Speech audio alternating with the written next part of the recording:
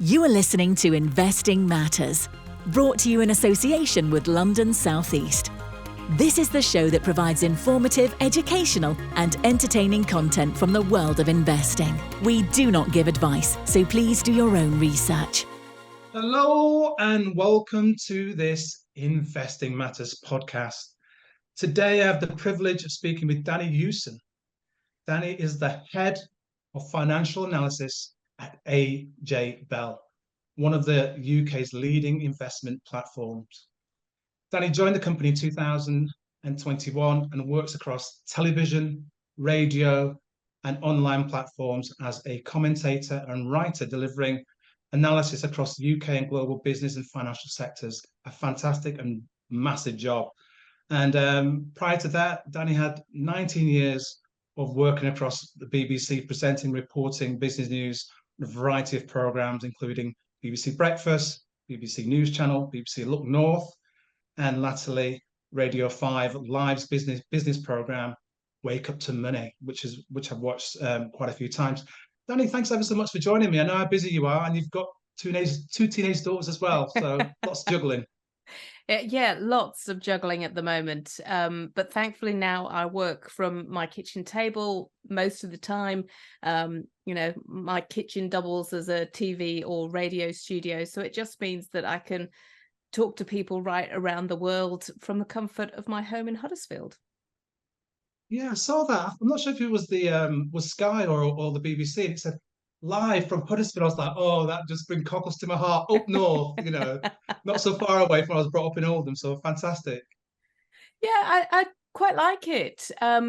Sometimes, particularly when I'm broadcasting, maybe for ABC Australia or something like that, and they're like, "Where are you?" It's like, well, I'm in Huddersfield, but possibly people are not going to quite know where that is. You can say Yorkshire. Often it turns into near Leeds or near Manchester, but I just quite like the fact that people are hearing voices that aren't London voices. They're not, the sort of typical people that you would hear. And I think that brings a different slant to things. Absolutely. I've got fond memories of Huddersfield. I've got family in Huddersfield, and we've got really dear friends very close to you in Brighouse. Yes, that's where my husband's from initially, so Right. we know it well. Yes, great part of Huddersfield, the north. Right, Danni, I want to start this interview, if I may, with your journey, which started with you attaining a university degree in English and media, and you went on to get a postgraduate qualification in broadcast journalism. What sparked your interest in media and journalism? Where did you gain your qualifications? So I kind of fell into it, to be honest with you. I worked all the way through university, and I sort of quite fancied. I was good at English. I liked doing English, and the media was offered as an option. So I did that and enjoyed it. And I was working in a Mexican restaurant, and this guy who was a regular came in and said, "From near Hull, aren't you? Because that's where I'm originally from." I said, "Yes." "So I've just been doing some work with a radio station there. What are you doing when you finish your degree?" "I don't know." And he said, "Well, why don't you get some work experience there?" So that's exactly what I did. I went to Viking Radio and I worked in their advertising department, their creative department, and I was actually making adverts. Splicing the things together. This guy was a voiceover artist, and I quite enjoyed it, but it just wasn't where I wanted to go. And I sort of drifted into doing spending a bit of time with some of the DJs, and again, that wasn't quite me. And then I sort of went into the news department. I thought, I like this. This is telling people's stories in a way that really sort of resonated. So because of that, they said, okay, well, if you want to do this as a job, you'll have to go and get your postgraduate qualification. So I went to Trinity in Leeds. And the editor there, the guy that was running the course, was also the news editor of Pulse Radio at the time in Bradford. And he just knew how to grab an audience's attention, and he was just absolutely brilliant at making us find the story and boil it down to the absolute minimum. He would always walk in and go, okay, you've walked into a pub, now tell me the story. I want 30 seconds and you've got to sell it.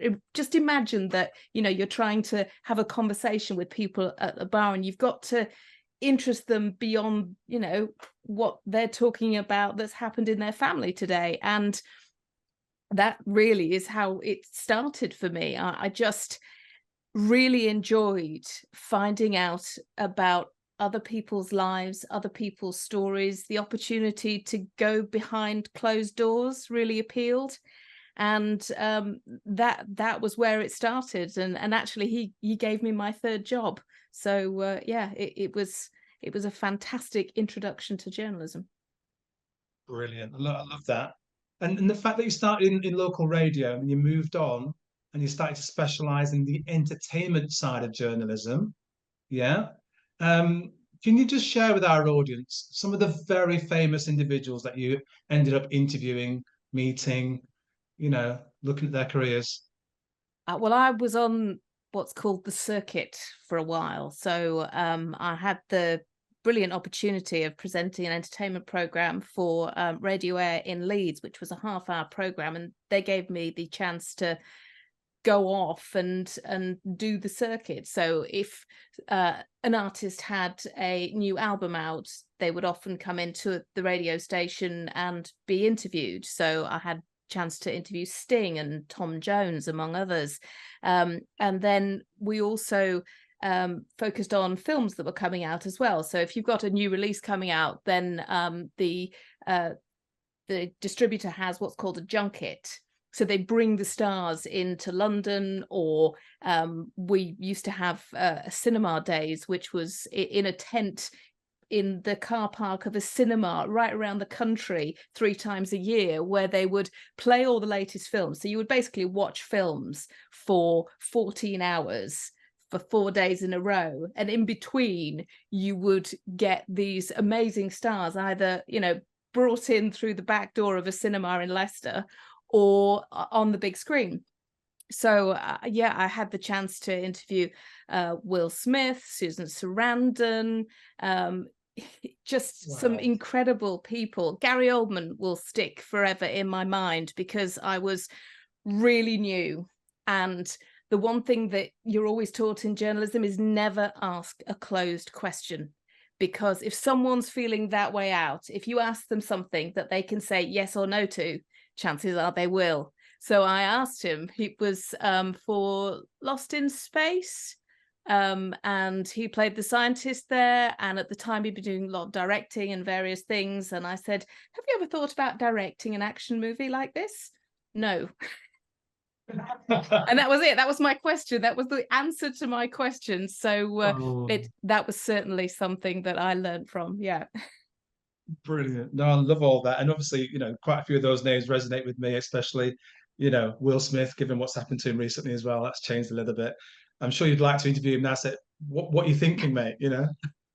Yeah, I mean, it's interesting because you know, actors and artists, that they're there to sell something. So when you interviewed them, you got them selling something. They were absolutely on. So everybody pretty much was just incredibly, hi, how are you? Made eye contact, made sure they knew your name. But the kind of questions that you were able to ask, you know, it got a bit boring after a while. And it sounds really glamorous, but it's not. You know, Yeah. you're hanging around for hours for the opportunity to maybe ask one question. And because I was doing radio, you would be in a small huddle. So there would be maybe 4 or 5 other journalists, and you would sort of wait for someone to come in, and you got 5 minutes, the 5 of you. So you got sort of one question. So when you say interview, you know, it was a one question and you're done. So it wasn't particularly fulfilling, but I do wish that phones, smartphones had been around at the time, because they weren't. I had my little Nokia, so there are no photographic evidence of all of this, but somewhere Oh, out there are a lot of radio programs. brilliant, brilliant. Yeah, they'll be kept those in the archive. Now, you touched on it. You said it appeared glamorous but wasn't. So you moved from what I thought was the glamorous side of journalism to the news focused end of it now, and you moved to ITN. It's a massive entity at the time. And I hope you don't mind me asking this, because you were on shift at the ITN in the news channel at the time of the 9/11. How must that have been for you, the team, and everybody else coping with that kind of stress and pressure of that particular day? That's proper news stuff there. It was, possibly one of the hardest days of my career. I was working for the ITN news channel at the time, which of course no longer exists, but ITN made sort of forays into that sector to compete with the BBC and Sky. So we were doing rolling news, and this happened. And we were watching, you've got all these TVs on, and the whole place just went silent. It was for a beat. And then, of course, the shouting starts. We need to find out what's going on. Somebody get on the phone. Somebody get me someone from New York. Somebody make sure that we've got, people out there that we can talk to. And I was on an early shift, so I was supposed to finish at lunchtime. I didn't get out of there until I think 9 o'clock that evening. Double shift. Yeah, it was a long shift, but nobody sort of questioned what we were doing. It was just hugely significant, and we just wanted to make sure that we told it right. And I think we did a good job that day. But yeah, those images, well, they'll stick with you. Yeah, I mean, I think everybody that was around that time and dealt with that particular situation and recorded it and commentated, and were news presentators and in the background that deal with it, absolutely have put together an archive of unbelievable information there for people to actually go back and look on, and consummate professionals, every single one of them. So you're one of them, Danny. So thank you ever so much for that. The bit that sticks in my mind is we're sort of tasked to start phoning around to get people on air. And I remember phoning a Starbucks not far from where the towers came down, and the person on the phone was just shocked, and we got them on air for about 2 minutes, and then they said, gotta go, there's just so much dust, gotta go, we're being asked to evacuate. So yeah, quite a moment. Yeah, I mean, and obviously you're in central London at that time, and the hub of the city, the city financial capital. Yeah. So you then move on from ITN. You're essentially in central London. You go back up north. Yeah. You refresh, you recharge. You find your centre, as we say up north. Yeah. Having spent a few X amount of years in central London, and you joined the BBC, Danny. You were with them for 19 years. You had several roles there. Could you tell us about some of your roles and the growth that you encompassed during that time, please? Yeah, I moved back up north. My now husband was still living up here, so I'd been doing that sort of half-life thing for the time that I was in London, and the opportunity came up to join the local BBC television evening news program, and it was just something that I couldn't turn down. I'd loved my time at ITN, but it was time to go home. And it started out slow, you're doing all the menial stuff, and then gradually you get the opportunity to go out and report on what's going on locally. And I developed my skills, and then we had the financial crash, and I was doing an awful lot of politics at the time, and my focus was very much pushed on to people's lives and the impact people's finances were taking from what was going on. So I ended up doing an awful lot about benefits and wages and the difficulty that people were having with the cost of living. It all sounds so, incredibly similar to where we are right now. But in doing that, in then talking about jobs, it sort of moved then into business, because when you're talking about jobs, you're obviously talking about job creation. You're also talking about companies letting people go. And I had the opportunity then to sort of dig into a little bit more about what it was that made businesses tick, what sectors were working, what sectors weren't working. And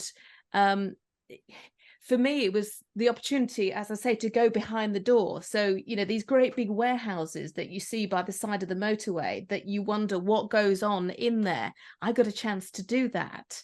I got the opportunity to go down Kellingley Pit, which was the UK's last deep mine. So I got a chance to go down to the coalface before it was closed, discover what it was like down there. And you go down this lift shaft, and then they have this sort of train that takes you, because it's a long way, takes you a long time to get to the coalface. But because we weren't there, we got there as the shift started, but we were leaving before the shift finished. So it's like, well, how do we get back?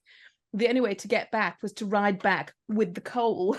So you're laying on the conveyor belt, holding on to the recording kit, because we'd taken a couple of cameras down there. So I'm holding this camera like a baby, lying back with the coal. And I think it took me a good couple of weeks to finally stop seeing coal dust come out of my pores when I was having a shower. But went out on oil rigs and to bakeries and on farms, and really discovered the diversity of business in the UK. And you find the differences, but also you find the similarities and the stories that those people had about how they were able to create these businesses, the challenges that they were dealing with, the opportunities that they were looking at. That for me, it suddenly was like, I'm home. It wasn't just the funky outfits, because business reporting is the only place where you get to wear, your white coats and your dodgy hats, or, your whole mining regalia or anything like that. It wasn't just that. It really was. I found it absolutely fascinating. And I hope that I created simple but interesting reports for people who maybe weren't thinking that business was interesting, that didn't think it had anything to do with them, when actually, businesses, the health of businesses has to do with all of us. I absolutely agree. And I think you did that in a really quite smooth, I think the word smooth comes to mind, because it's about informing people in such a way that you're trying to make it jargon free. You're trying to get them to understand it. And I think there's an art really in simplifying things so that everybody understands it. So it doesn't become scared. You can't be scared of it. It's just like, let's explain it in such a way that everybody gets it.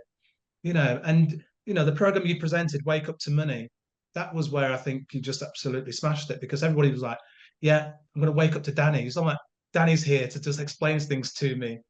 I'm waiting for Danny. I'm not listening to him or her. I'm going to wait for Danny to tell me how it is and what the reality is of it all. Yeah, it is a skill. And I think it's a really important skill, particularly in the world of finance and economics. I think there is a danger that you get sucked into using the jargon, and that's fine. But people don't, outside of finance and economics, they don't understand the jargon. And then the jargon becomes a barrier to them being interested or invested in it, because the jargon means that they don't understand. And I think sometimes people use the jargon because maybe they don't understand quite so much. And it's really hard to take that jargon and to say, hang on a second, what does that actually mean? That is quite tricky to do, because to try and sort of simplify some of the really technical language that's used and present it to people in a way that they can get, it is a skill. And there are some brilliant commentators out there who can do that, who are just perfect at that. And I think they're the ones that sort of know the stuff inside and out.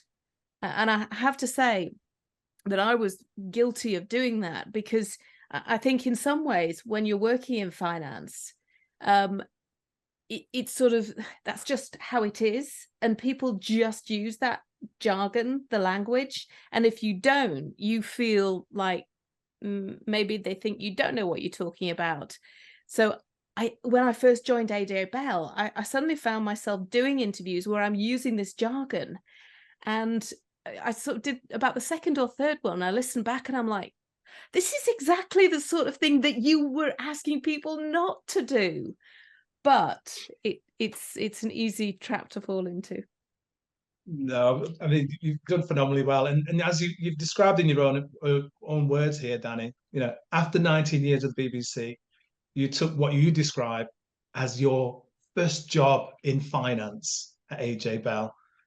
What led to the leap? Obviously, I can see you easing towards it now. You're enjoying talking about finance. You're seeing all the different nuances of how it marries to everything else that goes on in our lives.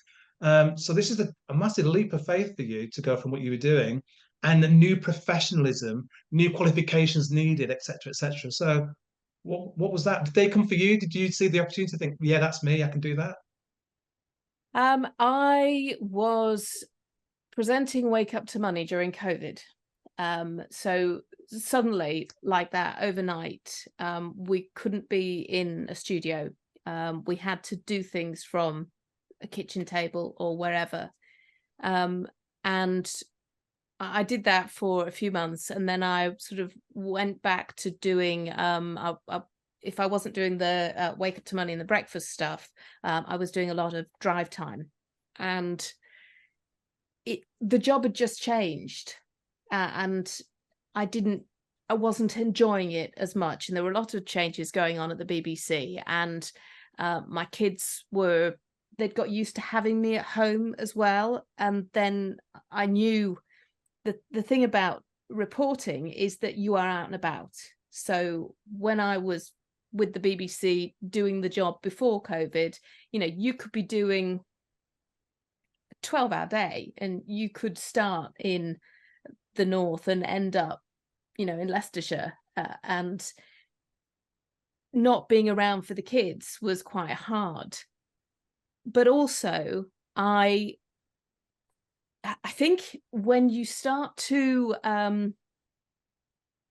feel too comfortable with something, I think there's a real danger there that you're not doing your best. And I don't think I was doing my best by the time I got to the end of my time with the BBC. I was just ready for a new challenge. And it came up as in conversation with one of my colleagues who also used to appear on the Wake Up to Money program as a commentator. And he said, well, have you thought about doing this? And I hadn't. I was like, no, is that an option? And they came to me and said, well, would you be interested? And I jumped at the chance. I met Andy Bell, and I just thought he was just such a fantastic and inspirational leader. And I really liked the company and the fact that it was based in the north as well, so I could stay based in the north.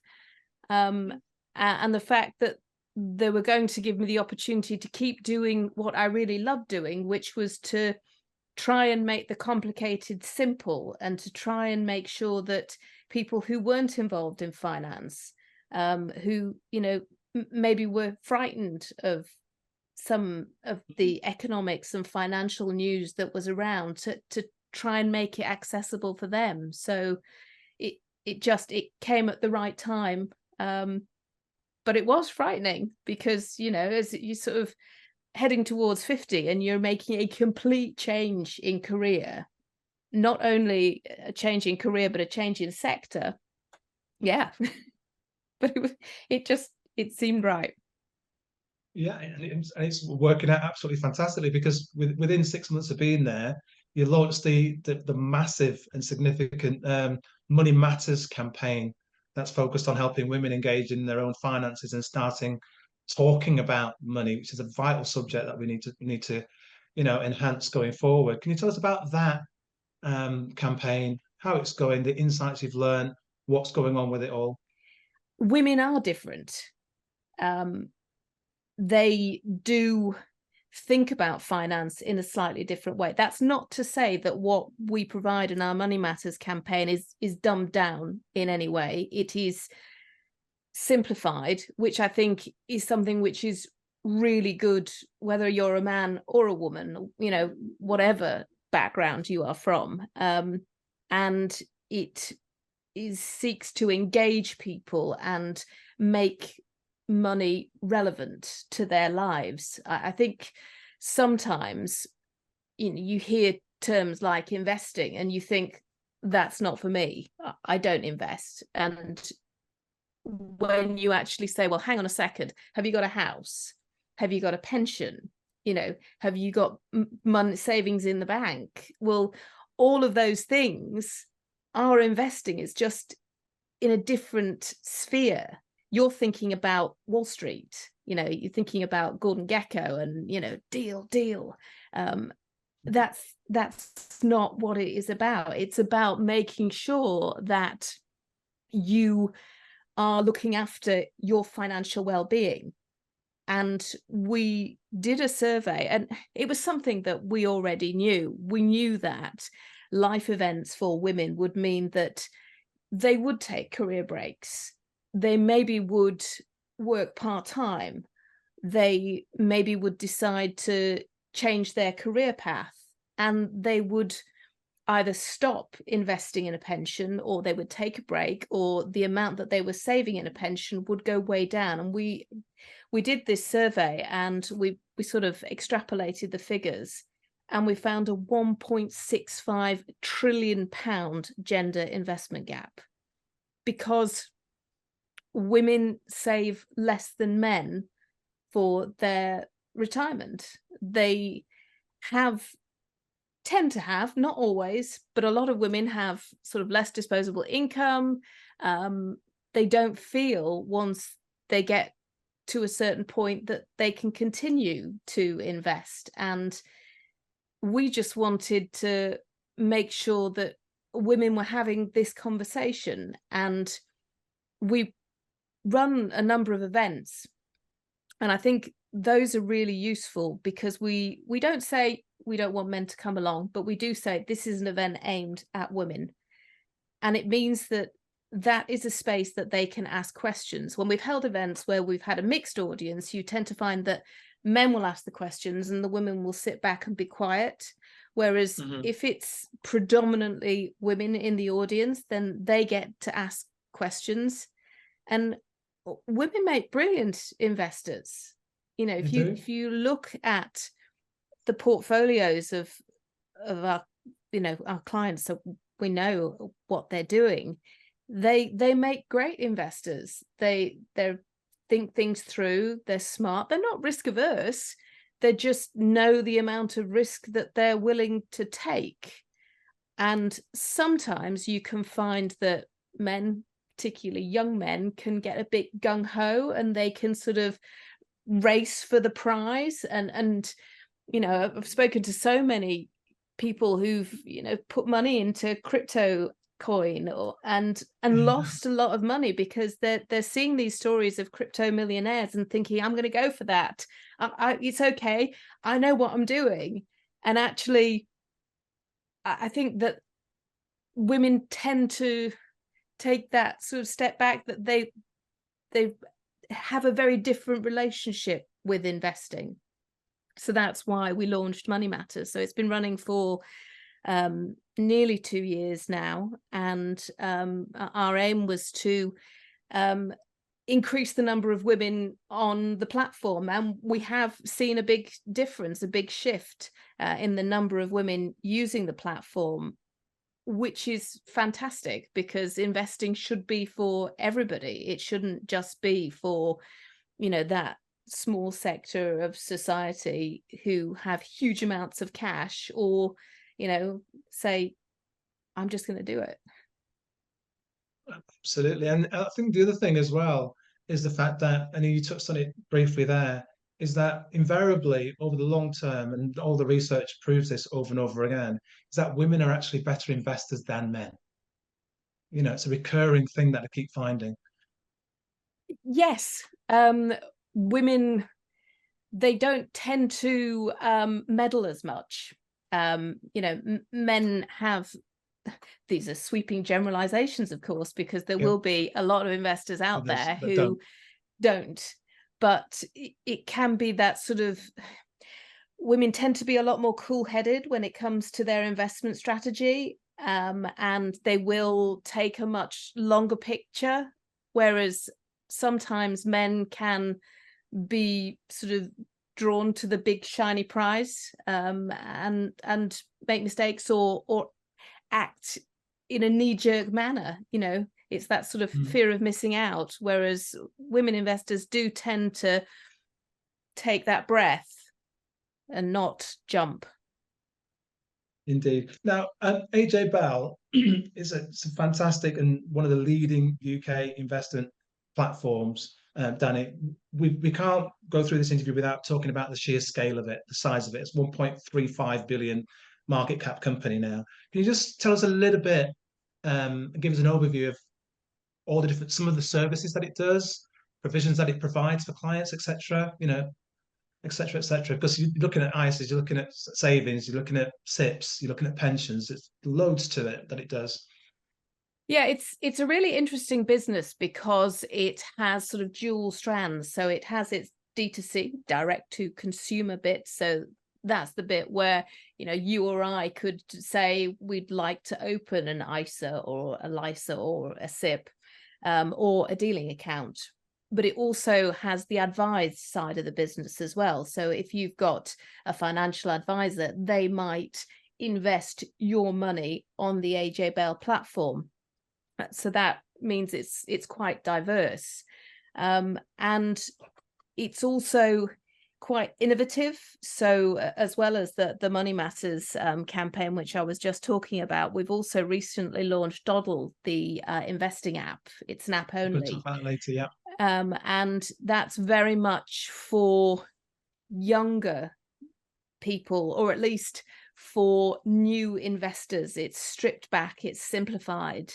But I mean, AJ Bell's got now a whole variety of funds. It's growing all the time. It's certainly trying to make investing as accessible to everybody as it can, and it's involved in campaigning. And one of the latest campaigns that Andy Bell's launched, he's obviously not CEO anymore, but he's still very much involved as a consultant, and it's about just having the one ISA, because that, in terms of a savings product for people, that's probably the most popular, the most well-known savings product. But once you get past that and you say, okay, what's a LISA or a JISA, and the different types of ISAs that you can get, it gets ridiculously complicated. And how much money can I put in? Well, I've got 20,000, but I've also got a LISA. Does that mean that I can have 24,000? And can I take the money out of my LISA if I need to get at it? Oh no, I can't, because it's not buying a house. It is complicated.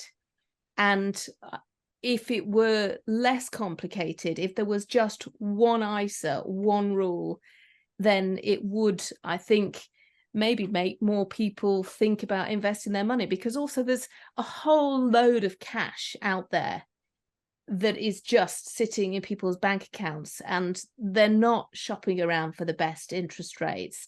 They're not taking advantage of the ability to get those compound returns. You think about if you invest it and you invest it early, and then that money that you have gets bigger and bigger and bigger. It's not about investing £1 million.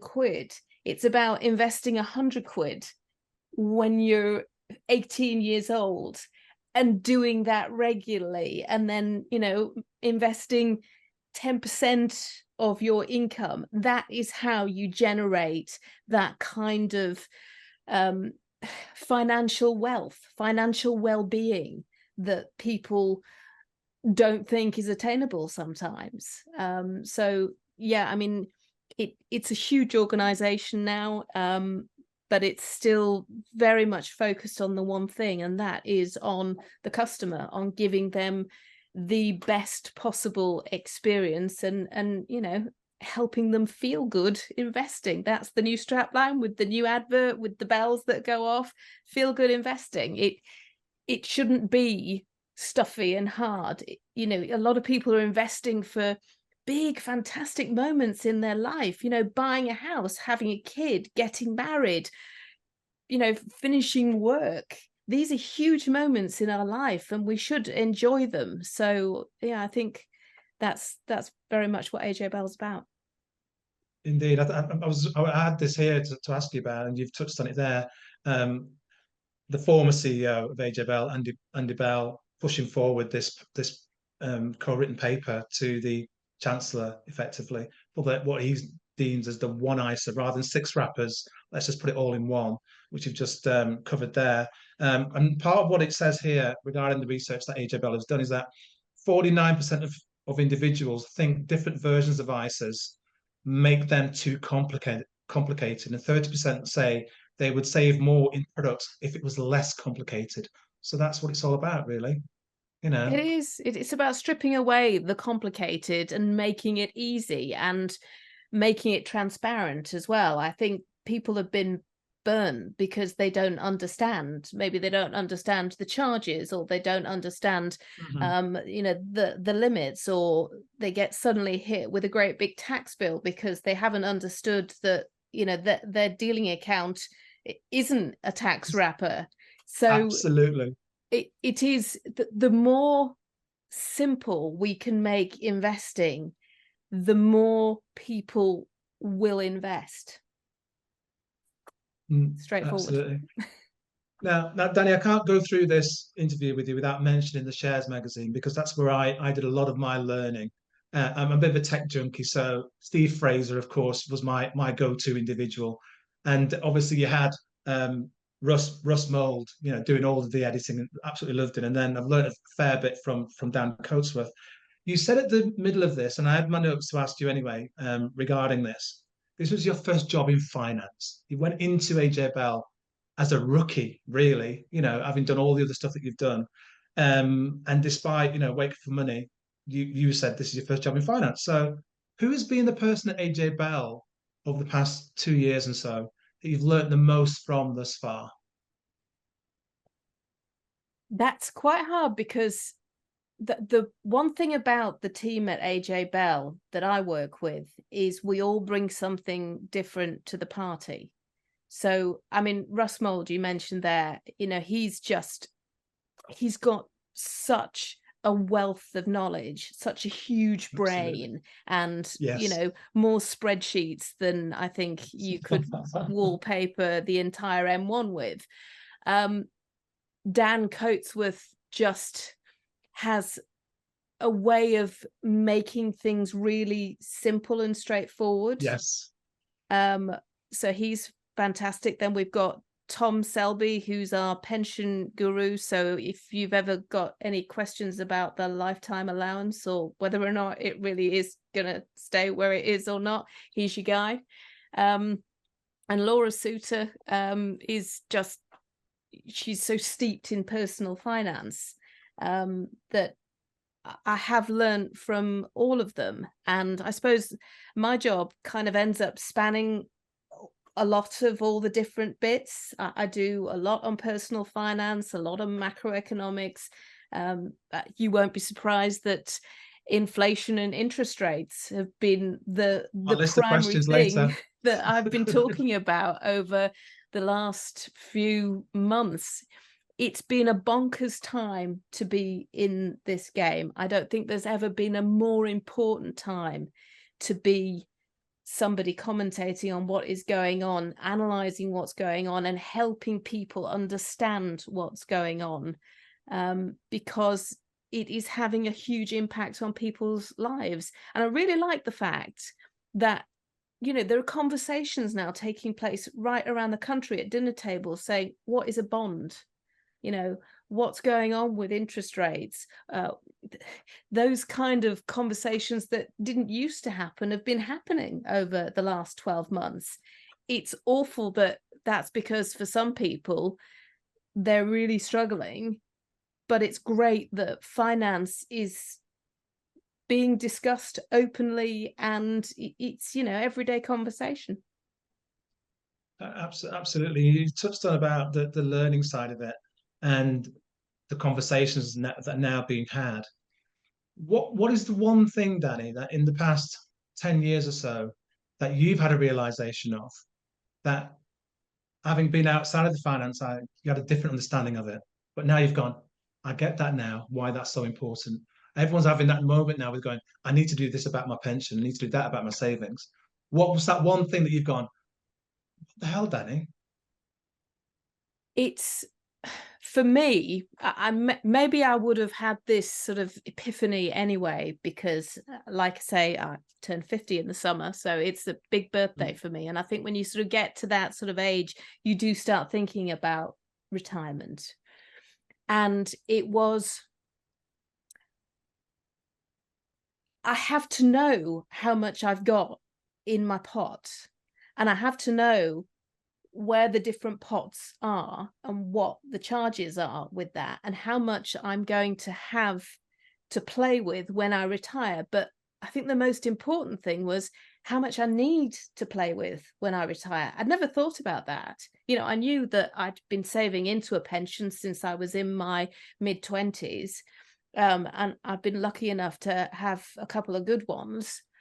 But I'd never thought about how much I would actually need, and whether or not the amount that I was saving and investing was enough.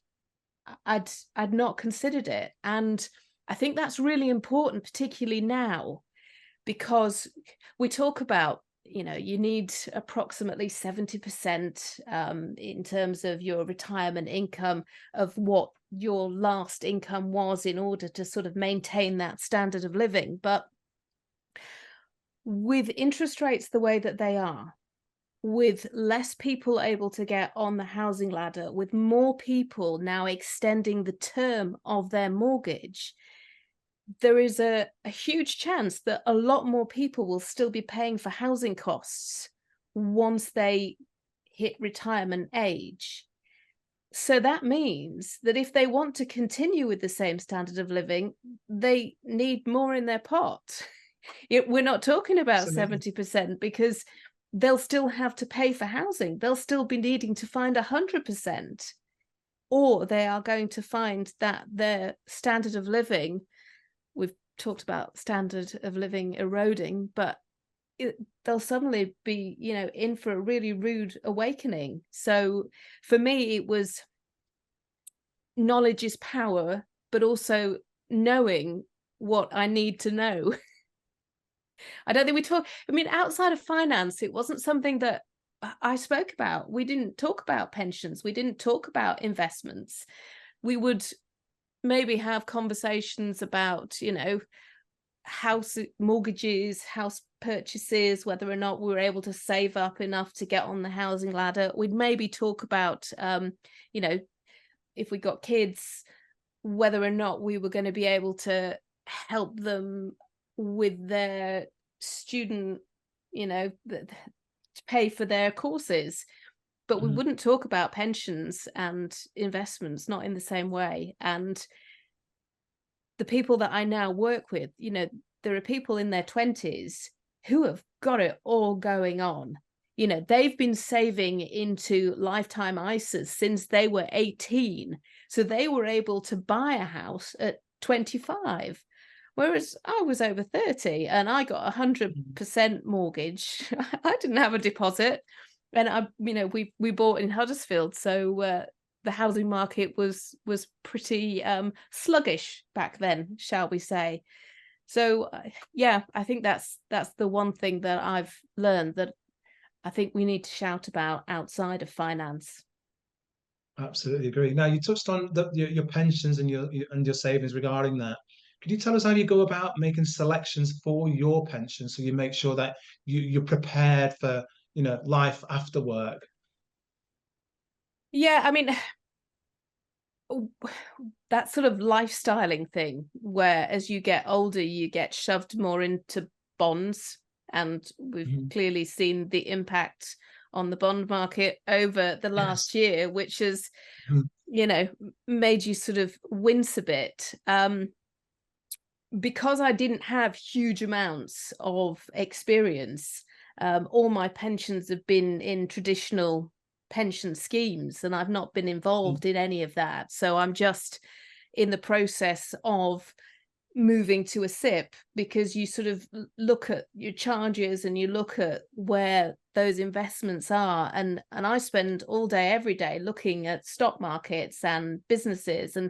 And because I've spent, more than 10 years as a business reporter, I know how businesses work. So you sort of can look beyond the numbers on a page when you get earnings updates. You're sort of looking at the outlook, you're looking at the capex, you're thinking about the sectors and how those sectors are changing. Even, my stint doing entertainment, when you're now talking about Netflix and Disney, and you're thinking about the amount of content that they're having to produce, and because of my experience, I know how much time and money it takes to produce that kind of content, and I know the appetite for it, and so yeah, for me now it's a matter of making sure that when you're talking about a diversified portfolio, because we all need to think about that. The last couple of years has taught us that, but you also need to think about how much risk you're prepared to take, and whether or not those sort of perceived safe options really are as safe as they were. So I've certainly sort of, you're looking at that sort of 70-30 split, and maybe sort of inching it back towards the sort of equities have outperformed tremendously. That doesn't mean they're always going to, but I think right now, if you're thinking about where to put your money, for me, I'm sort of erring more towards the sort of equities side than the bond market, although you still need to have some of that in your portfolio if you're going to make sure that you are cushioned from every eventuality. And I think a lot more people are talking about income now as well when they're thinking about investments. That's one of the things that I used to work with Mickey Clark, who I'm sure people listening will remember Mickey, commentator on 5 Live for a lot of years on Wake Up to Money. And he would always talk about dividends, and dividends had kind of gone out of fashion. And some people that I worked with, Mickey's always talking about dividends. But actually, it now has become something again that people are really looking for when they're thinking about their investments. And I think that is because, the way that we take our retirement income has changed. We maybe don't want to draw down a huge pot, but we're not buying an annuity. We're thinking about making, our investments continue as we get older. So yeah, I think that the conversation is certainly changing. And I think sort of, investments that are also giving you an income can be really useful depending on where you are. Absolutely. You touched on the diversification of the portfolios as well. There seems to be a recurring issue with we as investors being very, very UK centric, how do we go about educating individuals about the universe of investments, dependent on their risk profile? Yeah, I think investors certainly are more minded to invest in US companies than they maybe used to be, because, you know, those companies are household names. I think, you know, we are by our nature, we know what we like and we like what we know.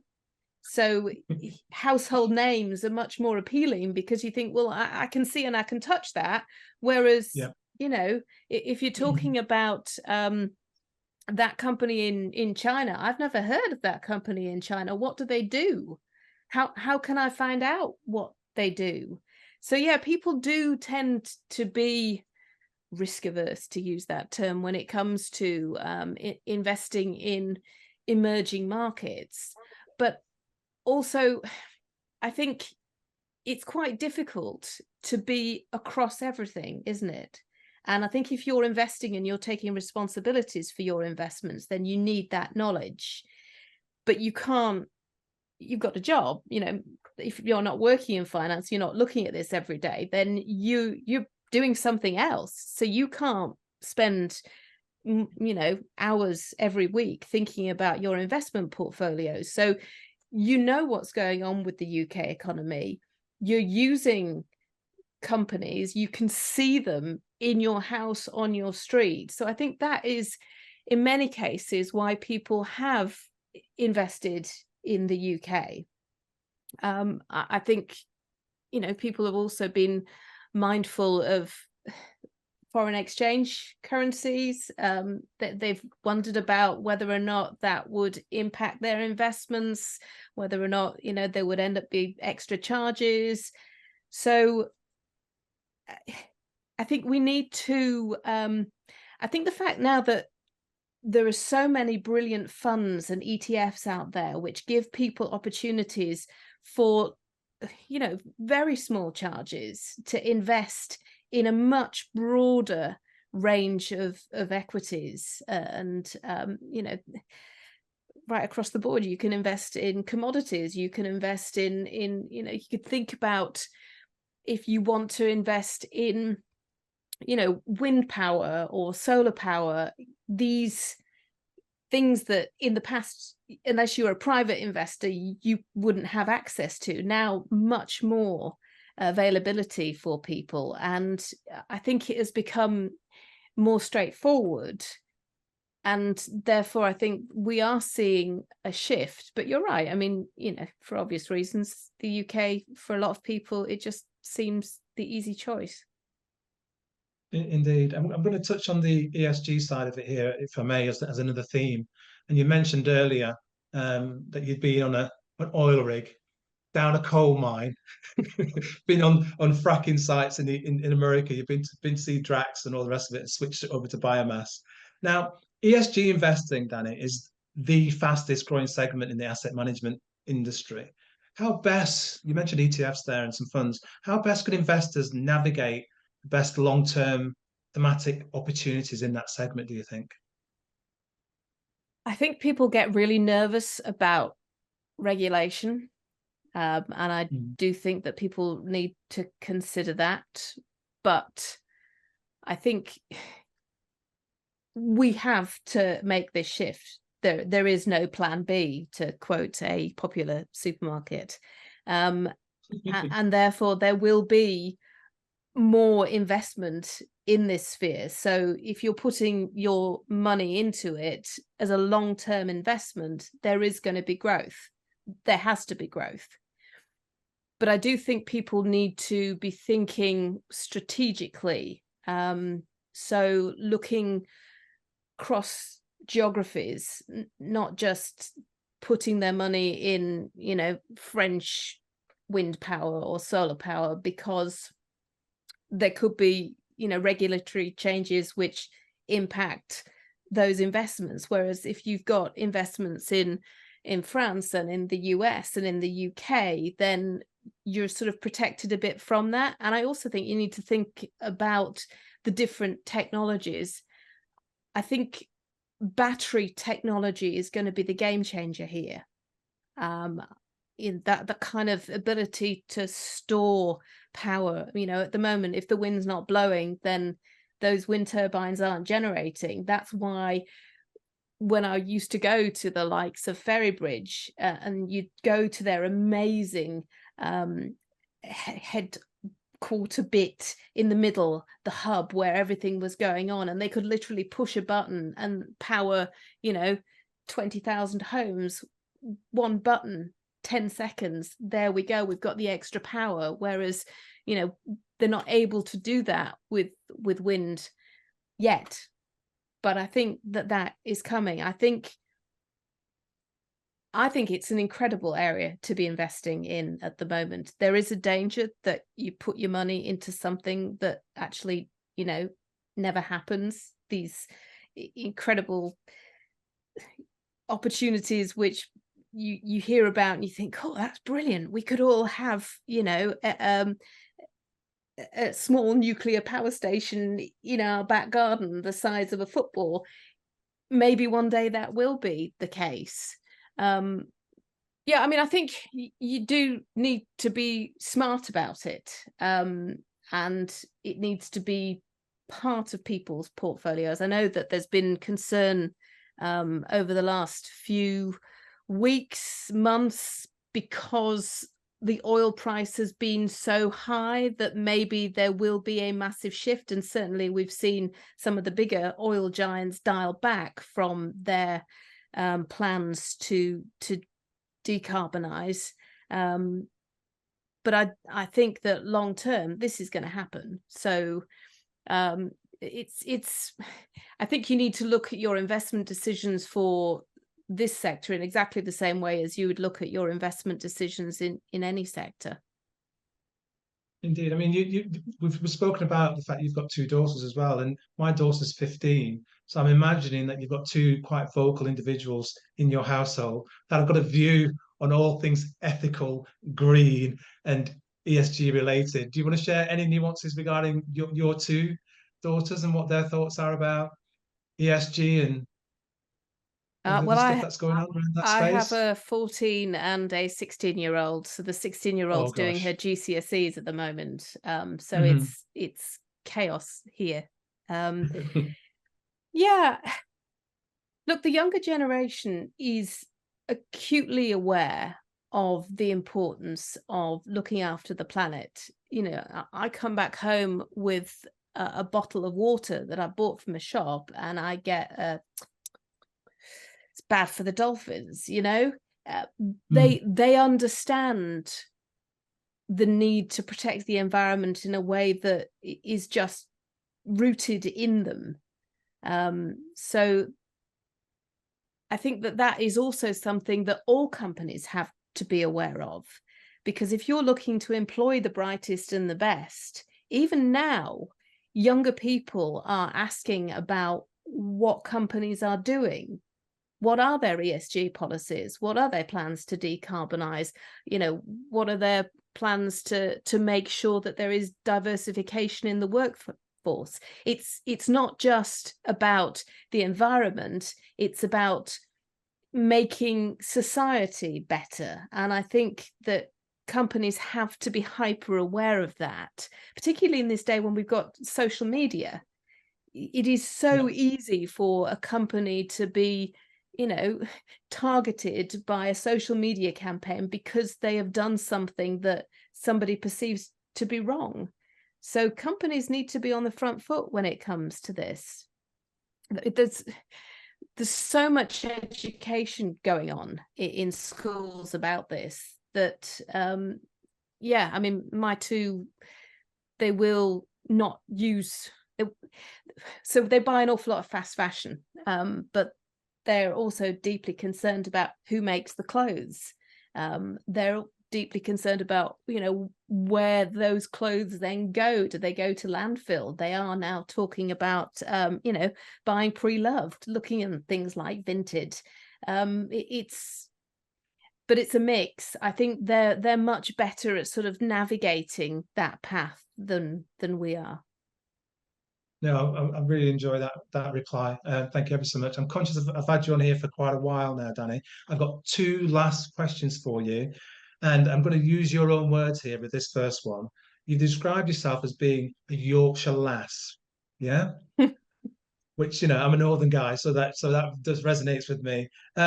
Please, can you share your thoughts, Danny? I mean, it's very important. We talked about inflation without really going in depth with it.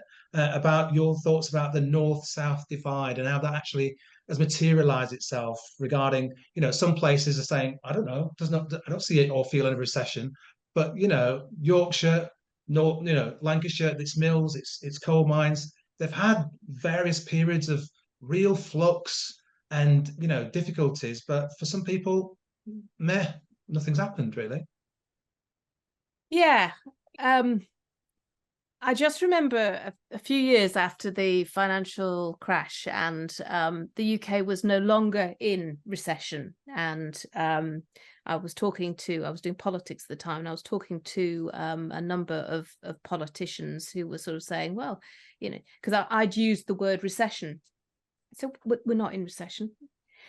And I said, well, you might not be in recession in the south, but here in the north, we're still in recession. We still feel that nothing has changed. And if you would talk to people on the streets, they would saying, well, our standard of living is gone down. It's not improved. We're not seeing cranes on the skyline. We're not seeing investment in new jobs.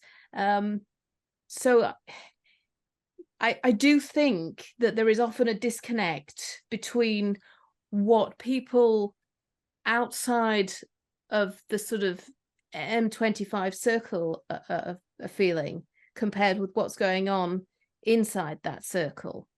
So I think it's really important as well that you have a really broad circle of friends from different backgrounds. I'm lucky enough to have that, but just in terms of doing the job, to know how people are experiencing different things in different ways. And I know a lot of mums who are really concerned about where they're going to find enough money to pay for the week's groceries. That's sort of at one level. I've also got a huge number of friends who have mortgages that are coming up for renewal. They were on a 2-year fixed rate. That was affordable. The amount that they are facing paying, and of course this isn't a north-south thing, this is a UK thing. Thing, yeah. And they're looking at the new payment and thinking, well, you can't put into words what that is going to do to the household finances. So absolutely. I think we are in a really difficult, precarious situation. And I do think that there is the potential for things to get an awful lot worse for an awful lot of households before they start to get better. Inflation is, the price of everything has gone up, and the price of everything keeps going up. This time last year, I got the letter through the door from the milkman saying that, the milk prices were all going up. I've just had another letter. Tuition for the kids has gone up, their extracurricular activities, all of that has gone up last year and now this year. And things that maybe hadn't gone up last year are now going up this year. It doesn't matter what Hugh Pill says about not passing on price increases, not asking for wage rises.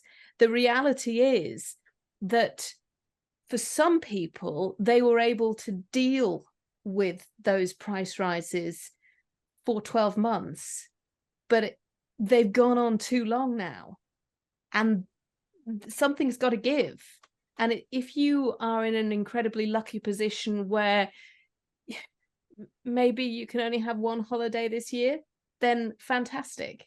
But there are a lot of people who are in a position where maybe they can't eat today. And I think, it's really important to understand that it's not just a headline. This is the reality of an awful lot of people's lives. Indeed, so very well said there, Danni. Financial health is so very, very, very important, and it's overlooked often by the people that haven't experienced the difficulties ever. Yeah, and I do think that education has a huge role to play. We're talking about financial health, but my kids are doing their GCSEs, but they haven't been taught anything about how a mortgage works, how compound interest works, about debt. They've not had those lessons. And it's all very well to say, well, those are the kind of lessons that you should teach as a parent. But for some people, they've never had those lessons. They don't understand it. So to say to them, you have to explain to your kids about, these buy now, pay later loans, that when you're buying something, you sign up, you get 4, 5 different buy now, pay later loans. And then suddenly you realize how much money you've got to pay this month. And Absolutely. There's way too much month at the end of the money when you suddenly realize that you've got all these extra payments.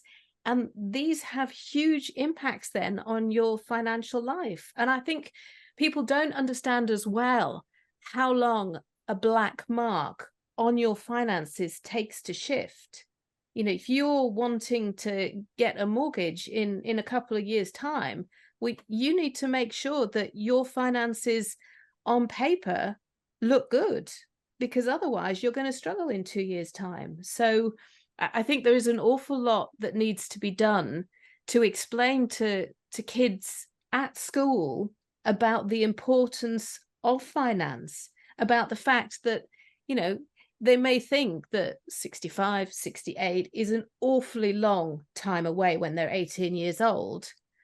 But if they decide not to take out a Netflix subscription and instead put that money into a pension at 18, can you imagine how much better off they will be when it comes to retirement age? And it's not about big amounts. It's about starting early, even if it's starting small, but it's about starting. And I think that we do need to talk to people about that. Investing is for everybody. It's not something which only benefits those people that have money. Those people have money because they've invested in a lot of cases. So I think that that there's a big piece to be done in schools. Indeed, brilliantly answered there. I'm going to ask you one final question, as I'm conscious I've had you on here for absolutely ages, Danni. And this is my very, very last question. You've covered it, I think, already, but just to reiterate some points. What are you most passionate about changing for the betterment of all investors, young and old? Now, that is a hard question. I think it has to be transparency and clarity. I think it is about changing some of the language so that people, when we're talking about investing, they don't think that it is something which doesn't apply to them. I think people get really scared by finance. They get scared by numbers. We've just heard the Prime Minister talking about the fact that he wants people to study mathematics to the age of 18. I think there would be rebellion in my house if they had to study formal mathematics past the age of 16. But I think he does have a point. We need to be more financially literate. And I do think that there need to be more resources available to help people make the most of their money. It's their money. They should be able to know how to make it grow and how to make it work hard for them, as hard as it can do, because it's not just a secret that 1 or 2 people should know about. It should be something that everybody gets to take part in. Love that reply. Thank you ever so much, Danni. Thank you ever so much for coming on the show as well. I know how busy you are. You've got your Money Matters one as well, and sometimes you're on the Shares Magazines one as well. And you've got a new podcast, I believe, as well.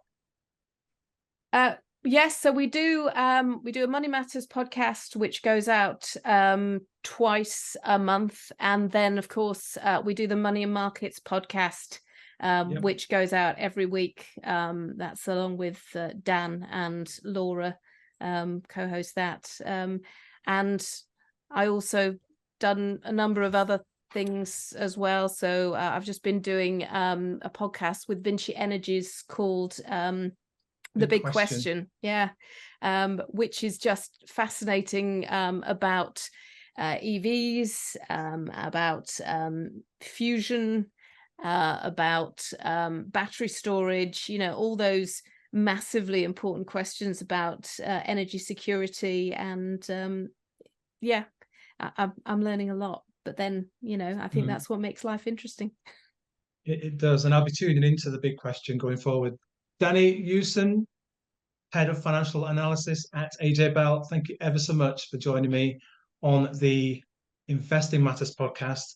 And I will hopefully, when I'm passing across the Brighouse, give you a shout one day. I'll take you for a beer, a proper Northern pint. How's that?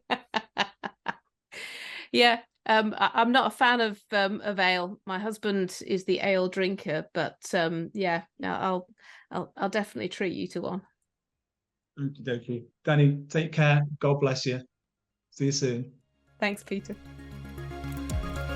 Thank you for taking the time to listen to Investing Matters. Be sure to check out the London South East website for free tools and info to research your next investment. You can also join in the conversation on our social media channels. And don't forget to subscribe to our YouTube channel for more content, including our CEO interviews. Catch you next time.